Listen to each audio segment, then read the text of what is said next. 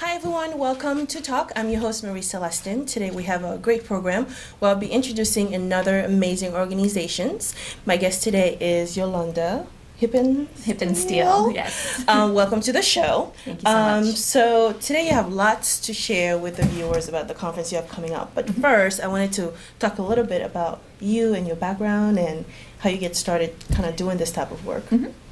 I've done tons of research on you, but I know so much. Great. But how did you even get involved with NAMAC as in the role that you're in as conference producer? Well, I've been organizing events for a long time. Okay. Most recently, before I started working with NAMAC, I was working with another organization called Free Press, which is a national media policy organization. Okay. And when I was there, one of my roles there was to organize a big conference that we did called the National Conference for Media Reform. Oh, great. So that was really based on getting people together or to organize around policies specific to media. So they might be policies around the internet or around public broadcasting or media ownership. And that was, a really fun thing to do. I've also always kind of personally been very interested in the arts dynamic of that, right? A good mix. When I was when I was working with Free Press, is a little bit more focused on journalism and policies that are about news, media, and democracy. The work with NAMAC is very similar, but also has a little bit more focus on the arts and on culture. Okay. But I know you also have done tons of outreach in relation to like voter ed and maybe outreach and stuff. So how did they sort of intersect in terms of doing a lot of policy and then voter education and outreach work? Yeah, my passion, I think, is really social justice and it's organizing, right? It's about, I really care about engaging people in the political process and making sure that people have a voice and that they're participating in community life and policy decisions. So I have done a lot of work and, organizing get out the vote drives, that sort of thing. I've also done a lot of engagement work around other community issues and other policy issues around women's rights issues and healthcare access issues and lots from the lobbying side, right? From the direct policy change in Washington, D.C. to the grassroots organizing of getting people involved.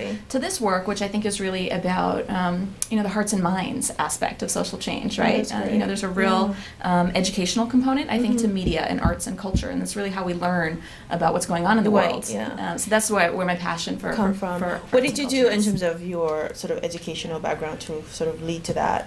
When I was in school, I started studying social psychology. Okay, it's good. Still people's. It's about people, but the social psychology aspect of it was about people in groups. Okay. And I ended up studying actually a lot about oppression issues, so about racism and sexism and how individuals deal with that.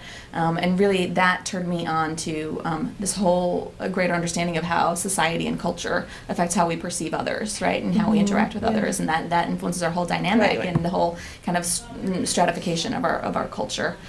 So from there, I became really interested in the role of media in creating those perceptions of each other, how we learn about other people. A lot of it comes from what we see about them on TV, what we read about other people in newspapers, right? A lot of us, we just have whatever personal experiences we have, especially as young people growing up in our communities. A lot of times we live in very segregated communities, and we only come into contact directly with the people who we see in our lives, and we learn from media about all these other kinds of people, right? So those images that we see about other people are so critical in shaping our opinions of who else is out there from other countries or from other cities, from other backgrounds.